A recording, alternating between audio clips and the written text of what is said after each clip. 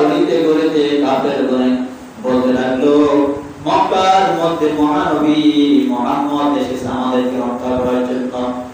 সালামুন আলাইকা ইয়া রাসূলুল্লাহ। সবাই শুধু মক্কা থেকে পলাইতে থাকে, আরববাসীরা মক্কা থেকে সিরিয়ার দিকে চলে যায়, এক একজন এক এক দিকে চলে যায়।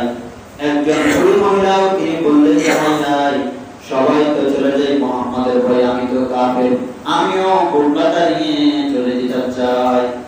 তিনি কোটবাটা গেলেন, প্রতিমধ্যে একটা পাহাড়ের আগে মহানবীর সাথে দেখা।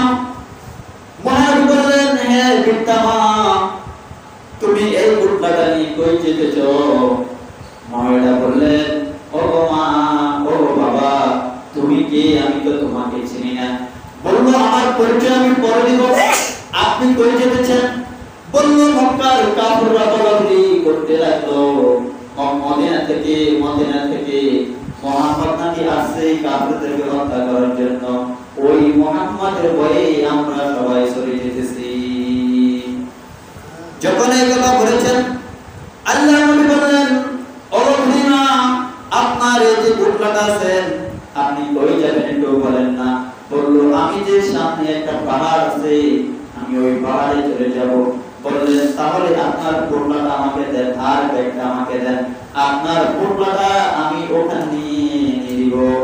বলল, আমি আপনাকে চিনি না, এই বুটলার ভিতরে আমার খাওয়া দাওয়া ছিল, স্বর্ণের 3 হার আছে আমার এটার ভিতরে, আমি তো আপনাকে চিনি না, আপনি আমাকে, আমি এটা আপনাকে দিব।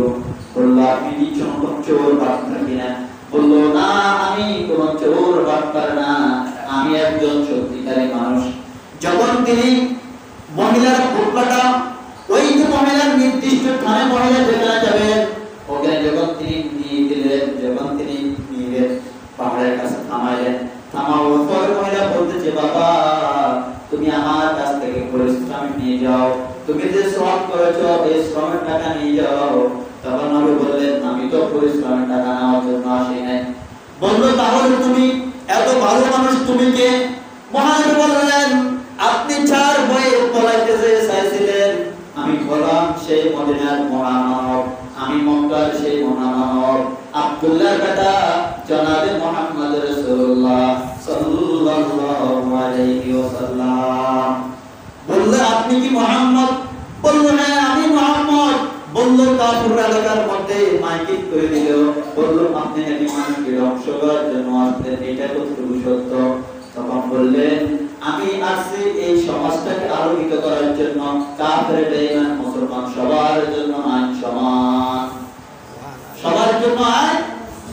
ওই বুড়ি মহিলা তিনি ওই যে পাহাড়ের মধ্যে দাঁড়িয়ে তিনি চিৎকার করতে লাগলেন, হে কাফেররা, তোমরা যার পরে পলাইতে চাইছিলে, আসলে সে খুনি নয়, সে খারাপ নয়, তিনি সত্যিকারের একজন মুসলমান, তিনি একজন নবী।